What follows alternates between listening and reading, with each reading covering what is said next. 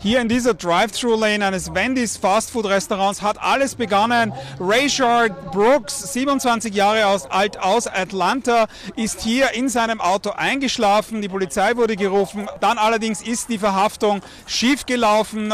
Brooks hat sich gewehrt gegen die Festnahme, ist auf die Polizisten losgegangen, hat einen Taser gestohlen von einem der Polizisten, ist dann geflohen und wurde in den Rücken geschossen mit 3 Kugeln. Er ist im Spital gestorben. Natürlich die Wut hier in Atlanta ist explodiert. Als Brandstifter muss man sagen, diesen Wendy in Brand gesteckt haben, das Feuer haben gelodert, es war ein richtiges Inferno. Man sieht jetzt hinter mir natürlich das Resultat, der Laden ist komplett niedergebrannt und ist jetzt nach wie vor ein Magnet für weitere Proteste. Man sieht hier wieder einige fast mehr als 100 Leute, die sich versammelt haben, trotz eines starken Gewitters, das hier gerade niedergegangen ist, und es ist eine wirkliche rohe Wut, wie sie eigentlich bei anderen Demonstrationen nicht vorzufinden ist. Es ist ein wirklicher Zorn, und wenn man mit den Menschen hier redet, sagen sie, es hört einfach nicht auf. I live right there.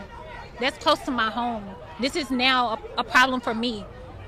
That could have been my brother coming here to get some food. That could have been my cousin, my family. It's so close to home that you get emotional because it's like, what is happening? You know, there need to be consequences, man.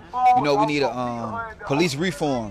Und es ist doch ein bisschen eine Verzweiflung, die sich breit macht, dass die Menschen nicht wissen, wie es denn jemals anders werden könnte. Für sie natürlich immer wieder das Ritual, die Polizisten werden suspendiert, einige von ihnen angeklagt, aber offensichtlich, und was diese Demonstranten hier bemängeln, ist die Tatsache, dass sich nicht viel ändert, dass nach wie vor Afroamerikaner in den Händen von weißen Polizisten ums Leben kommen.